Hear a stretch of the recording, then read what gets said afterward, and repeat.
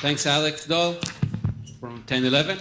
And we're moving forward to our fifth and last company. And I'd like to present their mentor, Dr. Richard Ford, CTO of ForcePoint. And I'd like to introduce Asaf Greiner from Protected Media.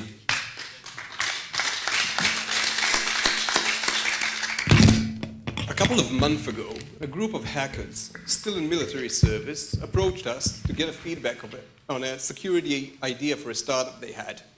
The interesting thing about their idea wasn't the idea itself, but the way they planned financing it. They were looking to build a botnet and run ad fraud, click fraud, and finance without a VC. And they're actually onto something. A recent paper by HP from last month demonstrates that ad fraud is, in fact, the gold mine in cybercrime today. It's very easy money and a lot of it. Online advertisers pay huge budgets to have their stories told to audiences.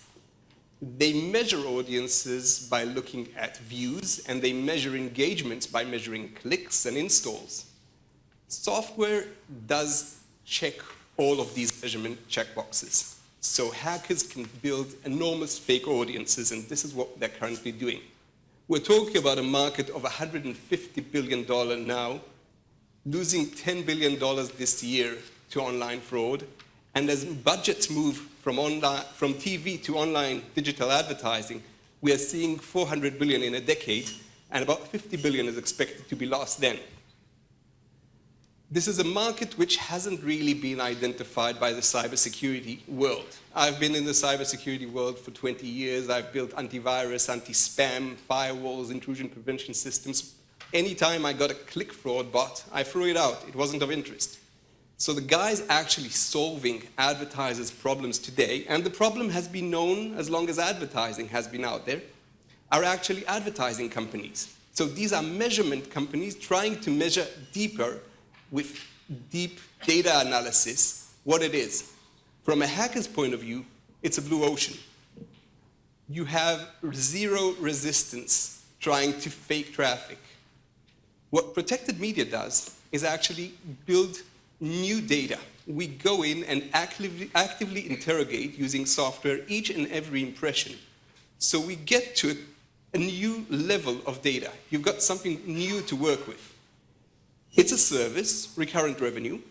Every impression the advertiser serves is served with our JavaScript. We collect hundreds of features from the browser, actively going deep into the browser, the plugins, the operating system, and fetching the information needed to actually understand what it is on the other side, what is the tool there.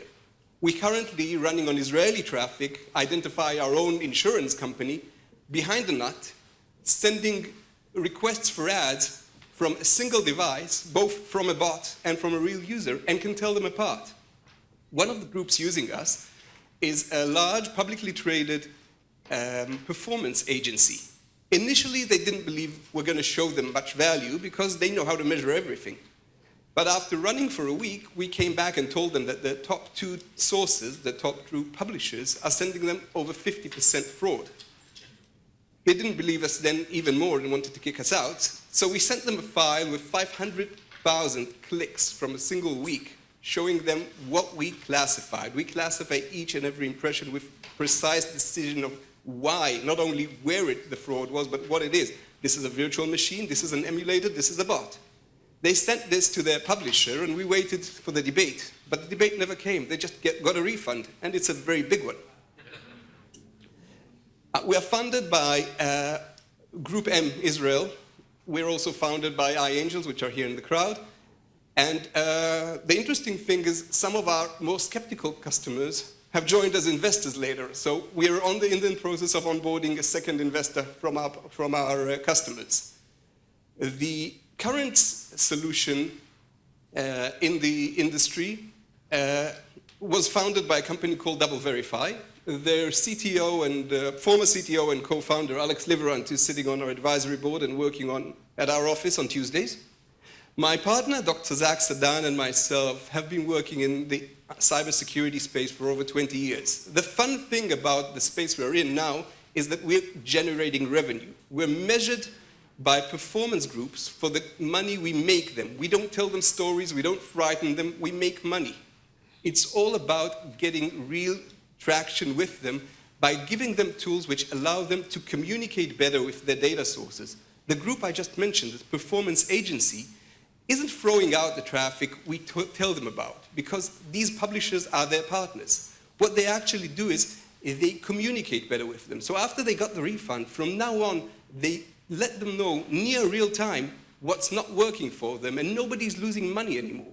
It's about creating something better that this industry can work with. There are no regulations here. Nobody's coming with a gun to the CSO telling them that they've got to implement something. We're working with the CMOs, we're working with the guys actually measuring what works and what doesn't, and we have to prove to them that this actually makes sense for them. We are harnessing cybersecurity to do something different. We have a lot of performance companies working with us because that's the easy way for a startup to work. But over the next few months, we want to leverage our relationships with performance groups in order to reach brands. And that is, I think, the biggest challenge for an Israeli startup moving on to the Coca-Colas and Procter & Gamble's of the world. Does your solution work in mobile? Yes, it does. Okay. Remember a company called Dacient? I'm not familiar with it. Well, it got acquired by Twitter. So take a look at them. It never developed, but it really focused on the brands and to be able to do that. But it never realized its value. But you could probably learn a couple of things from there. Mobile is huge these days. We have devices. I just saw one leaving the office. A mobile device with an app. When the app is not in use, it still requests hundreds of ads in the background, making a lot of money. Your phones usually don't drain the battery anymore. These bots are smart enough not to piss us off anymore. So when you're connected to Wi-Fi and electricity, you're making a lot of ad requests if you just install the wrong app. Okay, thank you, Asaf, from Protected Media. And I have the mic to their mentor, Dr. Richard Ford. Well, Asaf, excellent job. I see you made a few changes after we spoke, so my congratulations on you for being malleable and a great presentation, very difficult to do in 6 minutes. I want to comment on the space. Ad fraud is a huge space. I don't think people realize what a big area ads are. I think in the next 5 years or so, the revenue on online advertisements is going to surpass television advertisements, which is huge. And committing ad fraud is like shooting fish in a barrel when the barrel contains only fish. So it is an extremely easy thing to do. So I like the fact also that you're putting pressure on the ecosystem by pushing the finance button. If it's harder to monetize, we'll see bots going down. So not only you're improving the ad world, but you're improving the ecosystem as a whole. So my congratulations also on that. One thing, I think Alberto gave some very good advice about the 5 areas to cover, and I think you did that pretty well. There's one place where I think I'd like to hear a little bit more, because we talked about it yesterday. How hard is this to do a proof of concept? Do I have to completely redesign my ad system, or is it relatively straightforward? Most integrations take about 2 minutes. We just hook on top of the pixels. Ads are being tracked anyway, so we hook onto them. In many cases, we do it on site when meeting the customer for the first time. The same night they start getting reports and it's working. Please, go on. Fantastic story, love the story. Is your key target the ad creators or the agencies? So the big brand, right? So a lot of the fraud's baked into cost per acquisition, right? So CPC and CPA. And there's the brands are obviously aware of the problem. I think if this is real and the integration is 2 minutes, then awesome opportunity in front of you. So I congratulate you on that. I'm really keen in terms of who you're then targeting. You mentioned Coke. So Coke, obviously Pepsi, huge ad spends. So are you going after them or the ad creators themselves? So the current people suffering are the advertisers. Sure. So we do a lot of work to get their attention. But at the end of the day, advertisers are busy building brands. They don't care much about technology at all, and security in particular. So I think that at the end of the day, this is going to be a platform process. Currently, we're working with performance advertisers who have the whole stream. Group M is a good example of a group working with us and also owning the technology to a certain extent so they can enforce it. But I think that going down the road, advertisers themselves do not want to hear about it. They want it to work. Yeah, probably one thing, maybe subtlety, and this kind of takes me back to my years at Yahoo, where the advertisement fraud is a significant problem, but we have three parties. You have the websites, such as Yahoo, you've got the Class 2, Class 1 brokers, and then you've got the advertisers, doing the impressions. It's not necessarily a security, but I do like the fraud angle to it, directly to the Class 2 brokers, but primarily to the advertisers. And if you're able to get enough traction to convert it to a standard, because everybody wins, the only person that really probably does care but is not going to take action are the actual sites presenting the ads. So doing that conversion to a fraud prevention model, I think resonates very, very well, and this is a very significant problem. Thank you. So just a question about scalability. The ad delivery infrastructures are massive, right? And there's huge amounts of scale involved in that. How do you feel you're prepared to handle that in your business at this point?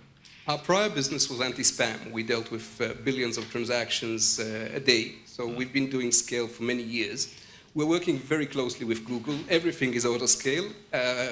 People are probably going to be the scaling activity, because having good hackers, and as we grow, we'll become a bigger target. So growing the team is going to be a challenge, but Israel's the right place to do that. Right. And I guess you mentioned Google, working with partners like Google. How is that going so far? I mean, what is their view on your solution, and how do they feel about partnering with a smaller company to do that versus doing it themselves and so forth? So there is an initial conflict, but Google were forced by the advertisers eventually. We've passed certification, and Google are a really good ally for us these days, where they're taking funding in some of the cloud activities we do. And we're getting a lot of support, access to products is still in development. We're really happy with them. Okay. Do you live today? Good stuff. Is it live today? It is live. We're recovering over 1 billion transactions every day. We're making good money, actually. It's always good to hear. Thank you, Asaf and Protected Media. Okay, everybody.